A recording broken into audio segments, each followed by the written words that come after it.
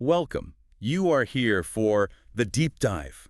Our mission, take the sources you share with us and really dig out those essential insights. The surprising facts, yeah. Exactly. The nuggets of knowledge you need to feel truly well-informed, quickly, and, without all the overwhelm. Today, we're doing a deep dive into just one source you brought us. It's a really fascinating interview with Dr. Anthony Fauci. Oh, yeah, the one from the Science Versus podcast. That's the one. It happened back in June 2020, which, think about it, that was a completely different phase of the pandemic than where we are now. Totally different world almost. Right. So this interview, it gives us this unique snapshot, like a window into his perspective as everything was unfolding, a really critical moment. Exactly. It really is like a time capsule, isn't it? You get the thinking of a key figure right smack in the middle of the crisis. So we'll be exploring his insights on, the virus itself, how their understanding of the spread and how severe it was, how that was changing so fast. Yeah, evolving constantly. And his thoughts on the global response, even his sort of take on his own really unexpected public profile. But importantly, this is all strictly based on what he actually said in that specific conversation back then. Think of this as getting a direct look at his thoughts from that critical point in time. Okay, let's unpack this. So first, let's set the scene. This is June 2020. He was, of course, head of NIA. The National Institute of Allergy and Infectious Diseases. Big job. Huge job. And a really prominent voice on the White House Coronavirus Task Force at the time. Right. And the interviewer mentions they had actually spoken before, back in late January of that year. Which, wow, back then the U.S. only had a tiny handful of cases. It's hard to even remember that, isn't it? Totally. So this conversation we're diving into, it's happening maybe 5-6 months later. Yeah. Around June.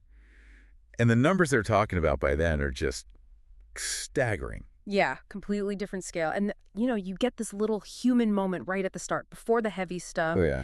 The interviewer tries to connect, mentions the Yankees, thinking, he's from New York, still a fan. Okay. But he immediately corrects them, says, yeah, born in Brooklyn, was a Yankees fan as a kid, but by then, June 2020, he was a Washington Nationals fan. Huh. Okay, a crucial update on his allegiances there. All right, let's rewind just a tiny bit, back to that January conversation. Yeah.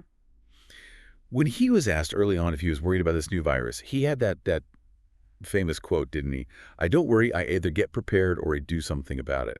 Very pragmatic. Yeah. Yeah. But okay, fast forward to June. He's lived through those incredibly intense months. Yeah. Did he?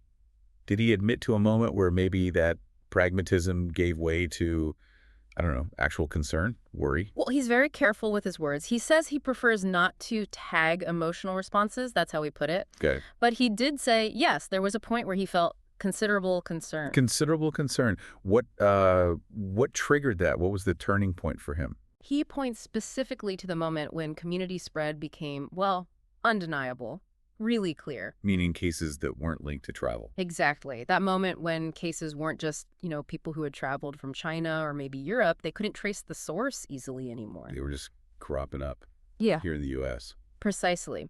He describes it as cases springing up in the community in a way that we were not keeping up with. Wow. And when it became obvious that this virus had this really efficient way of spreading between people, just circulating freely, that's when his perspective shifted. He uses this really vague phrase saying it was an evolution that was getting darker and darker and darker. Oof, yeah. And he really underscores this by mentioning the stats at that specific moment, June 2020, roughly 120,000 U.S. deaths already. Got it. Over 2 million known infections by then. And they were seeing something like 30,000 new cases every single day. Just the scale. Yeah, that scale really hammered home just how deep the problem was they were facing. It's incredible, really, how much they learned or how much the understanding changed in just those 5 or 6 months, January to June 2020. Right. From his perspective, as a scientist, what did he highlight as the most striking thing or maybe the most unprecedented thing about this virus? Yeah, and this is, I think, a really key insight he offers. He says, look, as someone who'd studied virus-host interaction for 40 years. Wow. 4 decades. Long time. He says he'd never seen anything closely resemble this specific virus. And the reason was the sheer spectrum of effects it could have. The spectrum. What exactly does he mean by that? It's just the incredibly wide range of how people reacted if they got infected. He sort of breaks it down like this. You have maybe 20 to 45% of people who get 0 symptoms. None at all. asymptomatic. Right. Don't even know they have it. Then you have others with really mild symptoms. They feel a bit off, but not totally knocked out. Then others who are sick enough, they're stuck in bed for weeks but still don't need the hospital. Then you have those who do need hospitalization. And then, tragically, you have those who die from it. Wow. So, yeah, from literally nothing to fatal. That's quite a range. Exactly. And he emphasizes that contrast was what felt so unprecedented in his long experience. So many people seemingly having no real problem, while others, especially, older people with underlying conditions, faced a very high risk of serious illness or death. Mhm. And he even mentioned by that point in June, they were starting to see some concerning outcomes. Deleterious consequences, he called them, even in some younger people, which just added another layer of complexity. Yeah, that variability is genuinely mind-bending. So how did a virus like that, with such a wide range of effects, manage to just explode globally and cause so much disruption so incredibly fast? Well, he connects it directly to what he calls his worst nightmare as an infectious disease specialist. Okay.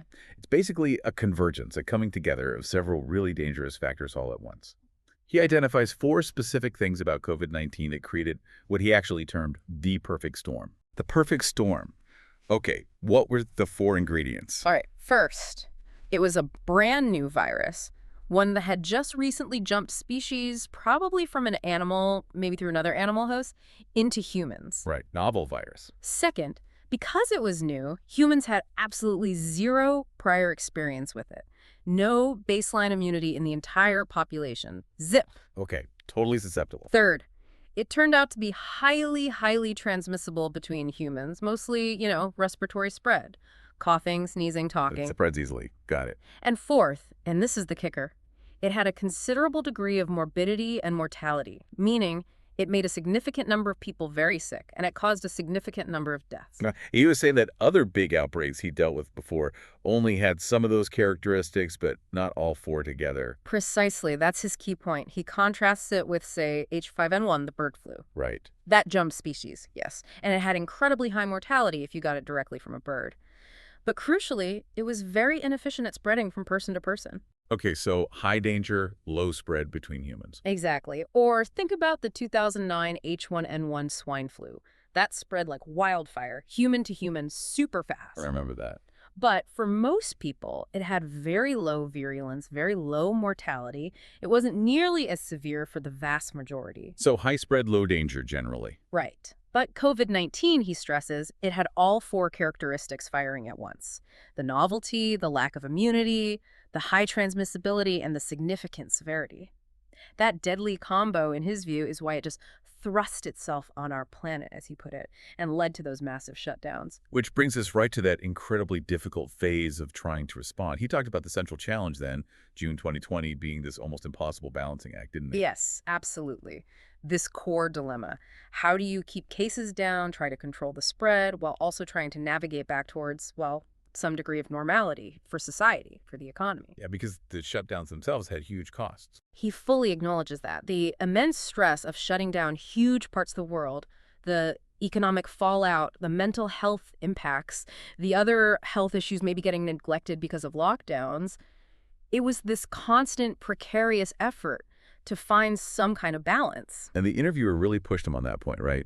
Asking if he felt that balance was actually achieved everywhere in the U.S. Mm-hmm. They brought up the huge differences across the country, like comparing a state like Montana, which locked down, saw high unemployment, but had relatively few deaths at that point, versus New York City, which was just getting hammered, an absolutely explosive outbreak, overwhelming hospitals.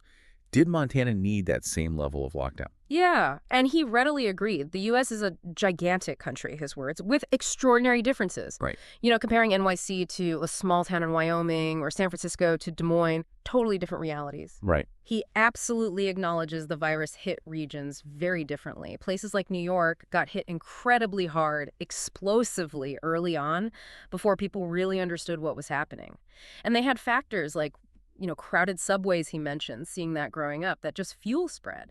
But he didn't just leave it at, places are different, did he? He had a counterpoint to that Montana example. Right, and this is where his perspective gets really crucial, I think. He offers this critical counterargument to the idea that, well, if a place had few cases, maybe they didn't need such strict measures. What was it? He suggests that if places like Montana hadn't implemented those measures, they might have just seen their big outbreak later. It wasn't necessarily avoided, just maybe delayed. Ah, okay. And he points to the evidence that was literally unfolding as they were speaking in June 2020. He points to the Sunbelt states, places like Arkansas, Texas, Arizona, Florida. Right, they were starting to surge then. Exactly. These were states that maybe earlier had questioned the need for really aggressive lockdowns because they weren't seeing what New York was seeing. And now they were experiencing these major surges. It was like a real-time demonstration of what could happen when the virus got a foothold and spread more freely. So his point was, the virus wasn't just going to politely stay in the big cities or the initial hotspots. Pretty much. He emphasizes, a virus doesn't just stop at the edge of a small town. It was likely going to spread eventually, one way or another. So his point really highlights how difficult this whole thing was. For almost any argument you could make, like, hey, maybe we should have been less strict in this low-risk area, there was a really valid counterpoint. Yeah, the counterpoint being, well, you might just be setting yourself up for a big outbreak down the road. Exactly. Or, the negative consequences of not acting early enough. It was a minefield of difficult choices. It really sounds like he was navigating a situation with just no easy answers.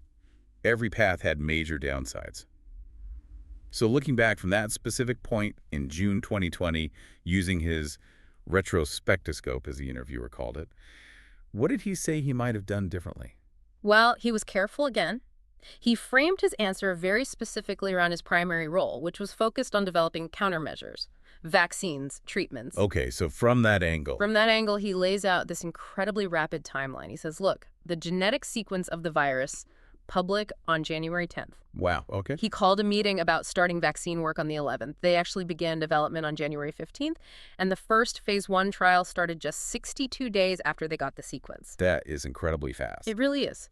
So from the perspective of that specific job, developing the science for countermeasures, he states pretty clearly he wouldn't have done anything differently to make that part go faster. He felt that was moving at basically top speed. So for his direct responsibility on the vaccine side, he felt they did everything possible at the time. That seems to be his assessment of the scientific development process, yes. Now, regarding the collective, the overall U.S. response... Right, bigger picture.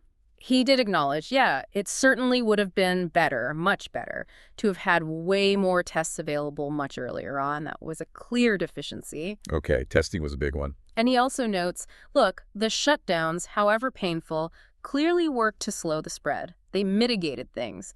So you could absolutely make a strong argument that shutting down even earlier could have prevented more sickness, more death. But then you immediately run right back into that counterpoint we just talked about, don't you? Precisely. You're right back to the very real negative consequences, economic, social, mental health, of shutting down, especially if you did it very earlier in places that weren't seeing many cases yet. So damned if you do, damned if you don't, almost. That's kind of the sense you get. He reiterates that for almost every suggestion of doing something differently, someone else could give you a perfectly valid reason why that action also had significant drawbacks.